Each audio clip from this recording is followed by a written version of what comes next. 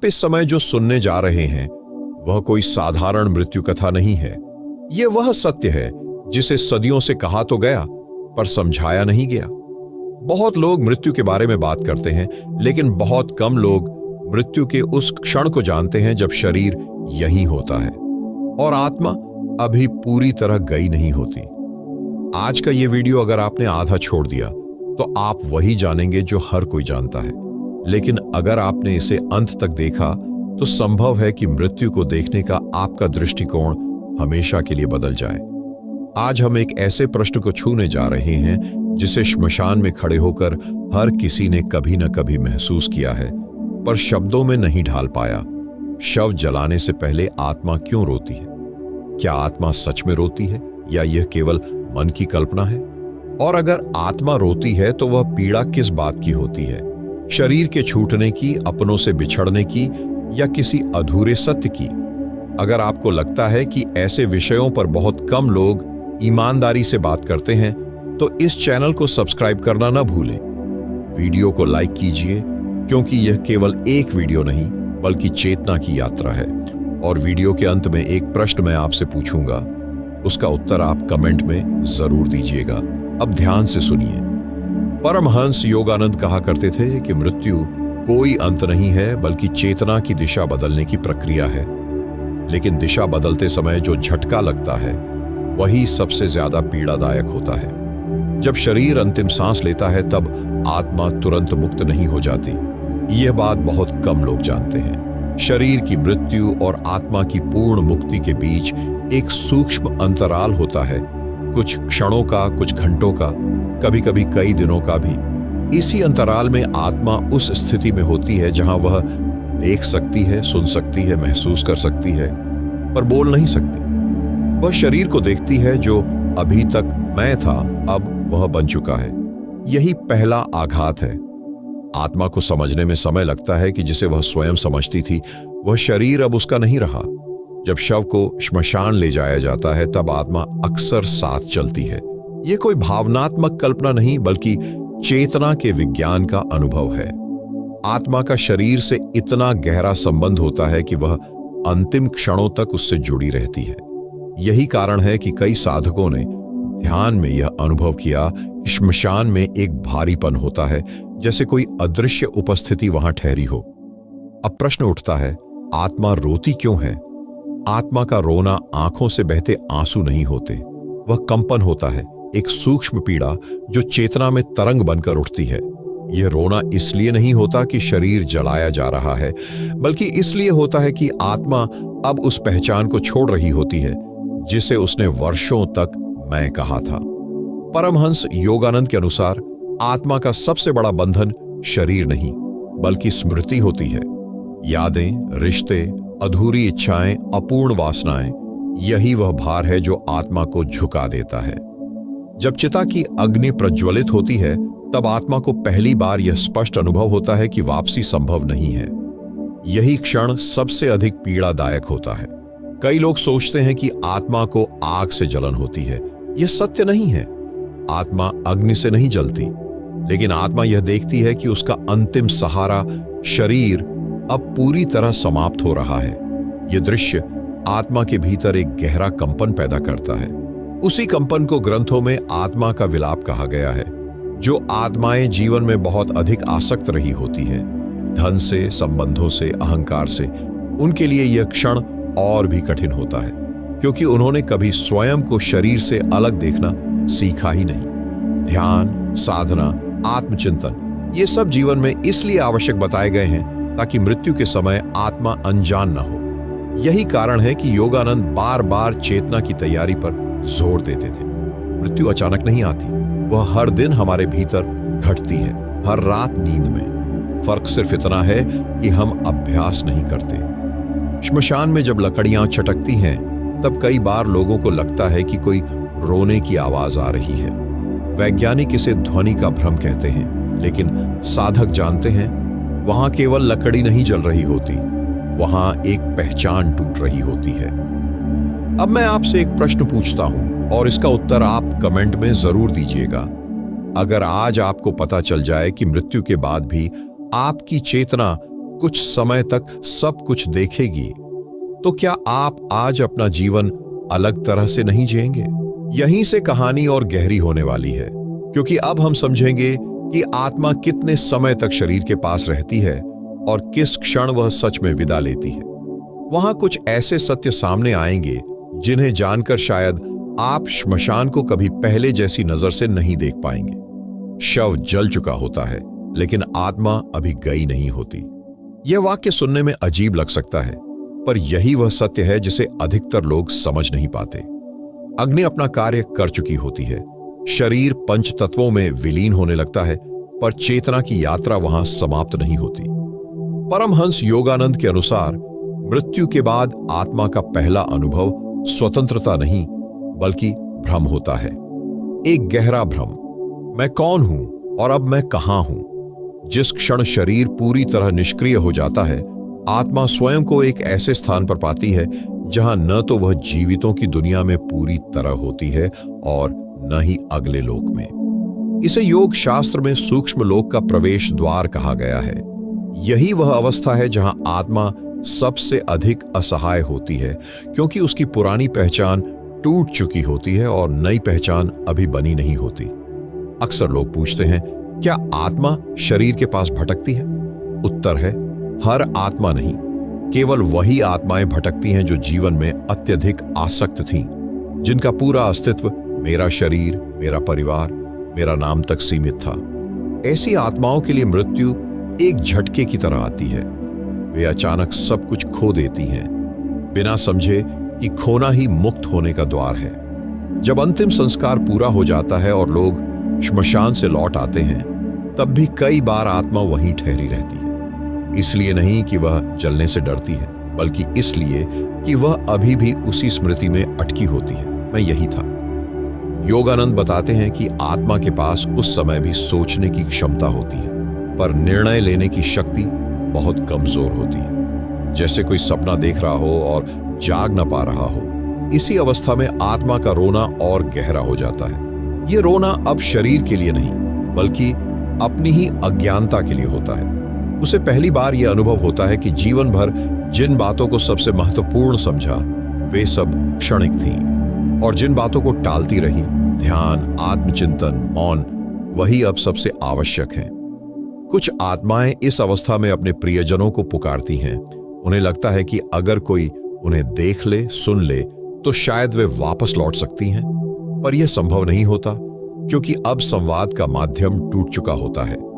यही कारण है कि कई लोगों को मृत्यु के बाद अपने आसपास किसी उपस्थिति का अनुभव होता है, जैसे कोई उन्हें देख रहा हो, सुन रहा हो। यह अनुभव वास्तविक हो सकता है, पर इसका अर्थ भय नहीं बल्कि अधूरा बोध है। परमहंस योगानंद के अनुसार आत्मा का अगला चरण उसके संस्कारों पर निर्भर करता है। जिसने जीवन में चेतना को पहचाना, जिसने कभी न कभी स्वयं को शरीर से अलग अनुभव किया, उसके लिए यह अवस्था बहुत छोटी होती है। ऐसी आत्माएं जल्दी ही उच्च सूक्ष्म लोक की ओर बढ़ जाती है, लेकिन जिन्होंने कभी भीतर झांक कर नहीं देखा, वे यहीं अटक जाती हैं। यहीं से कर्म का वास्तविक न्याय शुरू होता है। कोई बाहर बैठा ईश्वर निर्णय नहीं करता। आत्मा स्वयं अपने कर्मों का भार महसूस करती है। जैसे ही शरीर चला जाता है, झूठे मुखौटे भी गिर जाते हैं। आत्मा खुद को वैसा ही देखती है जैसी वह वास्तव में थी। यह आत्मदर्शन सबसे कठोर अनुभव होता है। इसी आत्मदर्शन की पीड़ा को शास्त्रों में मृत्यु का पश्चाताप कहा गया है। कई आत्माएं इस अवस्था में भय का अनुभव करती है। अंधकार का भय नहीं, बल्कि अनिश्चितता का भय। उन्हें पता नहीं होता कि अगला कदम क्या है। यही कारण है कि भारतीय परंपरा में मृत्यु के बाद मंत्र, प्रार्थनाएं और श्राद्ध का महत्व बताया गया है। ये कर्म आत्मा को दिशा देते हैं, संकेत देते हैं कि अब आगे बढ़ने का समय है। योगानंद स्पष्ट कहते हैं कि मृतक के लिए रोना आत्मा को बांध सकता है। अत्यधिक विलाप आत्मा को यह संदेश देता है कि वह अभी भी आवश्यक है, अभी भी रोकी जा सकती है। इसलिए शांत प्रार्थना, मौन स्मरण और प्रेमपूर्ण विदाई आत्मा के लिए सबसे बड़ा उपहार है। अब एक बहुत सूक्ष्म सत्य समझिए। आत्मा वास्तव में शरीर छोड़ती नहीं, वह शरीर से अपनी पहचान छोड़ती है। यही पहचान जब टूटती है तो पीड़ा होती है, जैसे किसी ने वर्षों तक एक भूमिका निभाई हो और अचानक पर्दा गिर जाए।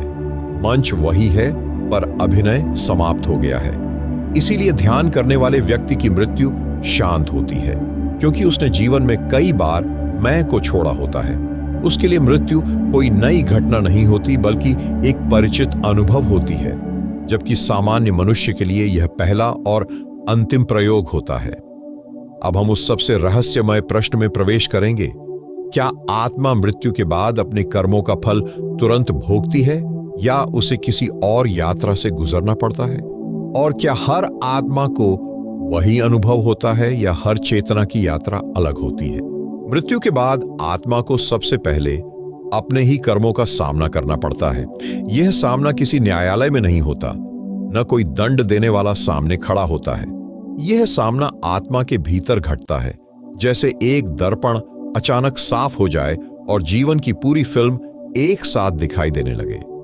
परमहंस योगानंद कहते हैं कि शरीर रहते हुए मन 30 बहुत कुछ छिपा लेता है, तर्क, बहाने, समाज की स्वीकृति।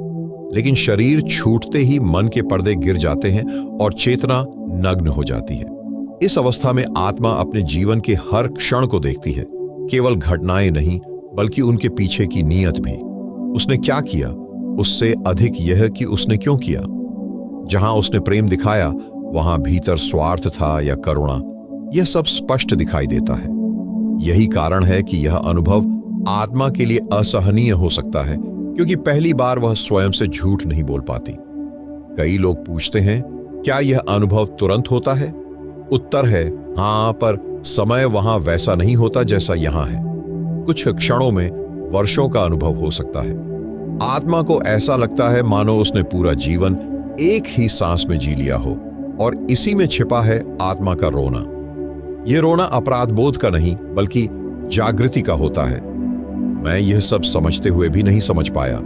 जो आत्माएं जीवन में दूसरों को पीड़ा देकर आगे बढ़ी, उनके लिए यह अनुभव और भी तीव्र होता है, क्योंकि अब वे केवल अपने कर्म नहीं देखती बल्कि उन कर्मों से उपजी पीड़ा भी महसूस करती हैं। जिसे उन्होंने चोट पहुंचाई, उसका दर्द भी आत्मा के भीतर उतर आता है।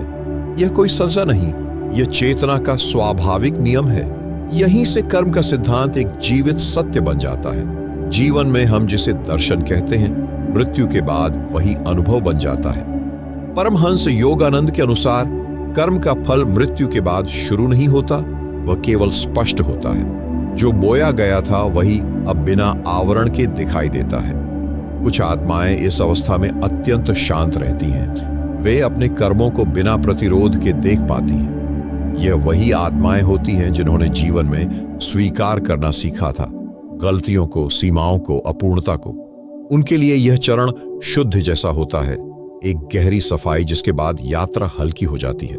लेकिन जो आत्माएं जीवन भर भागती रहीं, सच से, मौन से, स्वयं से, उनके लिए यह चरण भारी हो जाता है। वे इस अनुभव से बचना चाहती हैं पर बच नहीं पाती। यही वह बिंदु है जहां आत्मा या तो आगे बढ़ने का साहस जुटाती है या फिर और गहरे भ्रम में प्रवेश कर जाती है। यहां एक बहुत सूक्ष्म रहस्य समझना आवश्यक है। हर आत्मा को एक ही प्रकार का अनुभव नहीं होता, क्योंकि हर जीवन एक जैसा नहीं होता। कोई आत्मा तुरंत सूक्ष्म लोक में प्रवेश कर जाती है, कोई समय लेती है और कोई अपने ही विचारों के जाल में उलझ जाती है।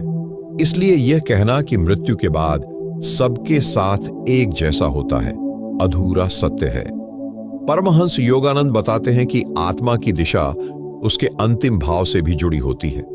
मृत्यु के क्षण में जो भाव प्रधान होता है वही दिशा बन जाता है। यदि उस समय भय, क्रोध या आसक्ति हावी हो तो यात्रा कठिन होती है। यदि स्मरण, शांति या समर्पण हो तो यात्रा सरल हो जाती है। यही कारण है कि साधना में अंतिम स्मरण को इतना महत्व दिया गया है। इस अवस्था में आत्मा को कई बार ऐसे संकेत मिलते हैं जिन्हें वह जीवन में नहीं पहचान पाई थी, जैसे कोई मार्ग खुल रहा हो, कोई आकर्षण ऊपर की ओर खींच रहा हो। पर यह खिंचाव तभी प्रभावी होता है जब आत्मा स्वयं तैयार हो, अन्यथा वह उसी स्तर पर घूमती रहती है जहां उसके विचार उसे बांधते हैं। यहीं से अग्नि संस्कार का एक और रहस्य खुलता है। जब शरीर पूरी तरह भस्म हो जाता है, तब आत्मा के पास अब कोई भौतिक सहारा नहीं बचता। यही क्षण उसे निर्णय की ओर धकेलता है। या तो वह अपने कर्मों को स्वीकार कर आगे बढ़े या फिर उन्हीं स्मृतियों में उलझी रहे। आत्मा का रोना अब बदल चुका होता है। यह अब विदाई का रोना नहीं बल्कि परिवर्तन का रोना होता है। जैसे कोई पुरानी त्वचा उतर रही हो, पीड़ा है, पर उसी में मुक्ति का संकेत भी छिपा है। अब हम उस प्रश्न में प्रवेश करेंगे जिसे बहुत कम लोग पूछने का साहस करते हैं। क्या हर आत्मा को दोबारा जन्म लेना ही पड़ता है, या कुछ आत्माएं इस चक्र से मुक्त हो जाती है?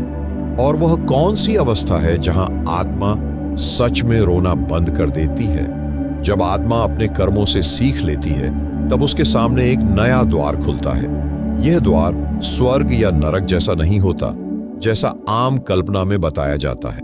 यह द्वार चेतना की एक नई अवस्था का होता है, जहां आत्मा पहली बार स्वयं को केवल अनुभव करता नहीं बल्कि साक्षी के रूप में देखने लगती है। परमहंस योगानंद के अनुसार यही वह क्षण है जब आत्मा का रोना धीरे धीरे थमने लगता है, क्योंकि अब वह पीड़ा से नहीं, समझ से गुजर रही होती है। यह अवस्था किसी स्थान से अधिक एक स्थिति होती है। आत्मा वहां पहुंचकर महसूस करती है कि उसका अस्तित्व केवल एक जीवन तक सीमित नहीं था। उसे अपने कई पुराने अनुभवों की झलक मिलने लगती है, कुछ स्पष्ट, कुछ धुंधली। यह पुनर्जन्म की पूर्व भूमि है, पर अभी जन्म नहीं बल्कि चयन का समय होता है। चयन इस बात का कि आत्मा क्या सीख चुकी है और क्या अभी शेष है। यहां एक बहुत महत्वपूर्ण सत्य समझिए।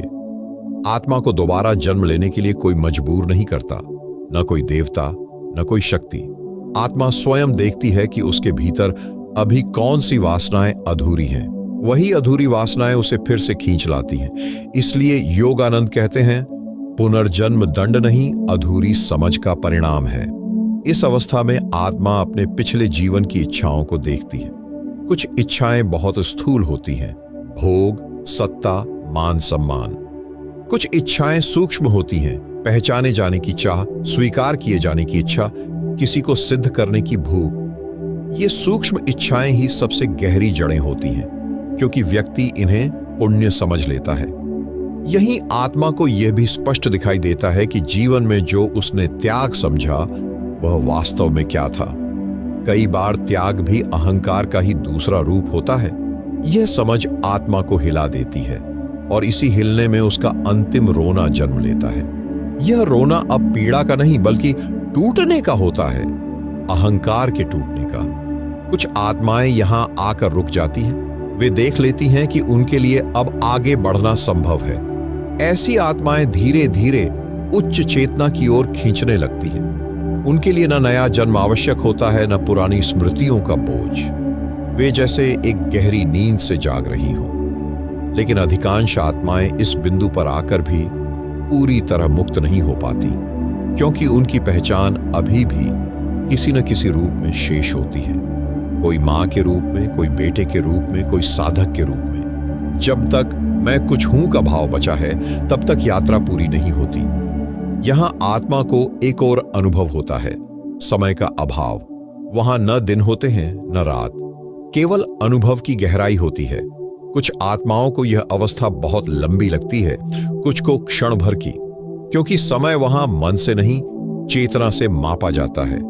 यही कारण है कि कुछ आत्माएं जल्दी पुनर्जन्म ले लेती हैं और कुछ बहुत समय तक सूक्ष्म लोक में रहती हैं। जिन्होंने जीवन में दूसरों के लिए जिया पर भीतर कहीं न कहीं पहचान की चाह रखी, वे अक्सर इसी अवस्था में अटकी रहती हैं। बाहर से पुण्य, भीतर से अपेक्षा, यह द्वंद्व आत्मा को आगे नहीं बढ़ने देता। परमहंस योगानंद कहते हैं कि ध्यान का वास्तविक उद्देश्य यही है, जीते जी इस अवस्था को जान लेना, ताकि मृत्यु के बाद आत्मा अनजान न रहे। जिसने जीवन में स्वयं को साक्षी के रूप में देखा, उसके लिए यह द्वार कोई आश्चर्य नहीं होता, वह बस आगे बढ़ जाता है। अब यहां एक गहरा प्रश्न उठता है, अगर आत्मा यह सब समझ लेती है तो फिर रोना क्यों आवश्यक है? रोना आवश्यक नहीं है, पर स्वाभाविक है, क्योंकि रोना ही अंतिम शुद्धि है। जैसे नदी समुद्र में मिलने से पहले आखिरी मोड़ पर तेज हो जाती है। अब आत्मा उसे द्वार पर पहुंच चुकी है, जहां आत्मा अंतिम निर्णय के सामने खड़ी होती है, आगे बढ़ना या लौटना। और यहीं हम जानेंगे कि कौन सी आत्माएं सच में मुक्त हो जाती है और कौन सी फिर से जीवन के चक्र में प्रवेश करती है। अब आत्मा के सामने दो ही मार्ग शेष रहते हैं। यह कोई बाहरी चौराहा नहीं होता, न कोई देवदूत खड़ा होकर दिशा बताता है। यह चौराहा आत्मा के भीतर बनता है। एक मार्ग आगे की ओर जाता है, जहां पहचान घुलने लगती है, जहां मैं धीरे धीरे मौन में बदलता है। दूसरा मार्ग नीचे की ओर मुड़ता है, जहां अधूरी इच्छाएं, बचे हुए संस्कार और अपूर्ण समझ आत्मा को फिर से आकार देने लगती है। परमहंस योगानंद कहते हैं कि आत्मा कभी अंधेरे में नहीं जाती, वह केवल उतनी ही गहराई तक जाती है जितनी गहराई को वह समझ सकती है। इसलिए जो आत्माएं जीवन में केवल बाहरी उपलब्धियों में उलझी रहीं, उनके लिए दूसरा मार्ग अधिक आकर्षक होता है, क्योंकि वही मार्ग उन्हें फिर से वही अवसर देता है, पूरा करने का, सुधारने का या दोहराने का। यहां आत्मा को भविष्य का पूरा दृश्य नहीं दिखाया जाता, उसे केवल इतना संकेत मिलता है कि अगला जीवन किस प्रकार का होगा, संघर्ष भरा, साधना युक्त, सुख प्रधान या सेवा से भरा। आत्मा अपने संस्कारों के आधार पर स्वयं खींचती है। इसलिए कहा जाता है कि हम अपना अगला जन्म स्वयं चुनते हैं। पर अनजाने में कई आत्माएं इस बिंदु पर भी रोती हैं। यह रोना मृत्यु का नहीं होता, बल्कि जन्म का होता है, क्योंकि अब आत्मा जानती है कि वह फिर से भूलने जा रही है, फिर से शरीर को मैं कहेगी, फिर से रिश्तों में उलझेगी, फिर से पीड़ा और सुख के बीच झूलेगी। यह जानते हुए भी कि वह इससे ऊपर उठ सकती थी, पर अभी पूरी तरह नहीं उठ पाई। यह रोना बहुत शांत होता है, इसमें कोई हाहाकार नहीं होता। यह एक गहरी उदासी जैसा होता है, जैसे कोई विदा ले रहा हो उस स्वतंत्रता से जिसे उसने अभी अभी पहचाना था। यही वह क्षण है जब आत्मा को सबसे अधिक करुणा की आवश्यकता होती है, न बाहर से बल्कि अपने भीतर से। कुछ आत्माएं इस मोड़ पर साहस जुटा लेती हैं। वे अपने भीतर उठती हर इच्छा को देखती हैं और उन्हें जाने देती हैं। ऐसी आत्माएं धीरे धीरे ऊपर की ओर बढ़ती हैं। वहां न कोई रूप होता है, न नाम, केवल चेतना की उजली उपस्थिति होती है। यही वह अवस्था है जहां आत्मा रोना पूरी तरह छोड़ देती है, क्योंकि वहां कोई खोने को बचता ही नहीं। लेकिन ऐसी आत्माएं बहुत कम होती हैं। अधिकांश आत्माएं नीचे की ओर मुड़ती हैं, न क्योंकि वे कमजोर हैं, बल्कि इसलिए क्योंकि वे अभी सीख रही हैं। योगानंद कहते हैं, पुनर्जन्म असफलता नहीं है, वह अधूरी पाठशाला है। यहां एक और गहरा रहस्य है। जो आत्माएं सेवा, प्रेम और समर्पण में जिया करती हैं, वे अक्सर ऐसे परिवारों में जन्म लेती हैं जहां पीड़ा होती है, पर चेतना जागृत होती है। और जो आत्माएं केवल भोग में रहीं, वे सुविधा में जन्म लेती हैं, पर भीतर खालीपन लिए। इस चयन के क्षण में आत्मा के पास पूरा समय होता है, पर समय का बोध नहीं। वह बस एक गहरी स्वीकृति में प्रवेश करती है। जैसे ही वह दूसरे मार्ग को चुनती है, उसकी स्मृतियां धुंधली होने लगती हैं। जो उसने अभी जाना था, वह धीरे धीरे पीछे छूटने लगता है। यही वह क्षण है जहां आत्मा अंतिम बार मुड़कर देखती है। न श्मशान, न शरीर, न पिछला जीवन, बल्कि उस चेतना को जिसे वह लगभग छू चुकी थी। यह दृष्टि ही उसका अंतिम रोना बनती है। इसके बाद रोना भी संभव नहीं रहता, क्योंकि स्मृति मिटने लगती है। अब प्रश्न यह नहीं है कि मृत्यु के बाद क्या होता है, बल्कि यह है कि जीवन के दौरान हम क्या कर रहे हैं। क्योंकि आत्मा का रोना वास्तव में मृत्यु के क्षण में शुरू नहीं होता, वह जीवन भर धीरे धीरे इकट्ठा होता रहता है। हर वह क्षण जब हम जानते हुए भी सत्य से दूर जाते हैं, हर वह पल जब हम अपनी अंतरात्मा की आवाज को दबा देते हैं, वही रोना भीतर जमा होता जाता है। परमहंस योगानंद कहते हैं कि मृत्यु केवल वही प्रकट करती है जो जीवन में छिपा रहता है। अगर जीवन भाग दौड़ में बीता तो मृत्यु भ्रम बन जाती है। अगर जीवन जागरूकता में बीता तो मृत्यु विश्राम बन जाती है। इसलिए आत्मा शव जलाने से पहले इसलिए नहीं रोती कि शरीर जल रहा है, बल्कि इसलिए कि जीवन बिना पूरी समझ के निकल गया। अब यह स्पष्ट हो जाता है कि श्मशान में जो भारीपन महसूस होता है वह अग्नि का नहीं, अपूर्णता का होता है। हर आत्मा जो वहां से गुजरती है एक मौन प्रश्न अपने साथ रखती है, क्या मैंने सच में जी लिया? और जब उत्तर अधूरा होता है तो वही अधूरापन रोने में बदल जाता है। लेकिन यह रोना निराशा का नहीं है, यह चेतना का अंतिम प्रयास है स्वयं को जगाने का। जैसे कोई गहरी नींद में जाते जाते आखिरी बार झटके से जागने की कोशिश करे। कई आत्माएं इसी प्रयास में ऊपर उठ जाती हैं, कई चूक जाती हैं। यही कारण है कि ध्यान को मृत्यु से जोड़कर समझना आवश्यक है। ध्यान का अर्थ आंख बंद करके बैठना नहीं, बल्कि पहचान को ढीला करना है। जब आप ध्यान में बैठते हैं और विचारों को आते जाते देखते हैं, तब आप अभ्यास कर रहे होते हैं। उस क्षण का जब सब कुछ आते जाते देखा जाएगा पर पकड़ा नहीं जाएगा।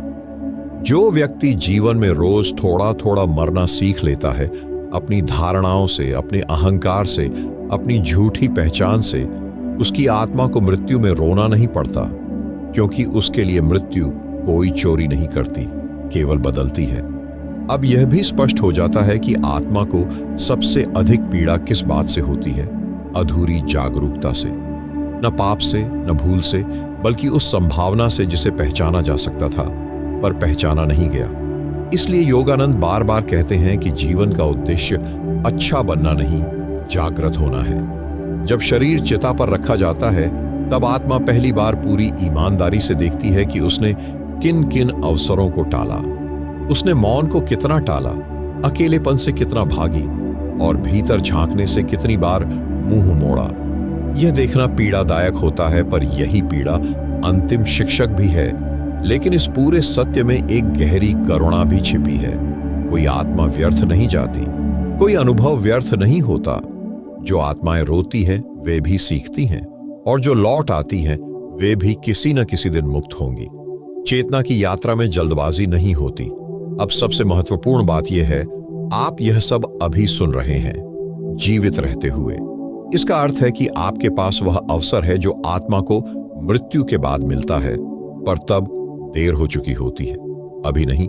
अगर आप अभी अपने जीवन में थोड़ा सा मौन जोड़ दें, थोड़ा सा साक्षी भाव ले आए, थोड़ा सा यह देखना सीख लें कि मैं विचार नहीं हूं, मैं भाव नहीं हूं, तो वही अभ्यास आपकी आत्मा को हल्का बना देगा। तब जब शरीर जाएगा, आत्मा रोएगी नहीं, वह मुस्कुराएगी भी नहीं, वह बस आगे बढ़ जाएगी, जैसे कोई यात्री अपना बोझ उतारकर नंगे पांव चलने लगे। यही वह बिंदु है जहां यह पूरा रहस्य सरल हो जाता है। आत्मा इसलिए रोती है क्योंकि उसने स्वयं को जीवन में पूरी तरह नहीं जाना, और आत्मा इसलिए मुक्त होती है क्योंकि एक दिन वह स्वयं को पहचान लेती है। अब यह आप पर है, क्या आप जीवन को ऐसे जिएंगे कि आत्मा को शव जलाने से पहले रोना पड़े, या ऐसे कि मृत्यु केवल एक शांत द्वार बन जाए? यहीं यह यात्रा पूर्ण होती है। अब जो मौन बचे उसे सुनिए। धन्यवाद।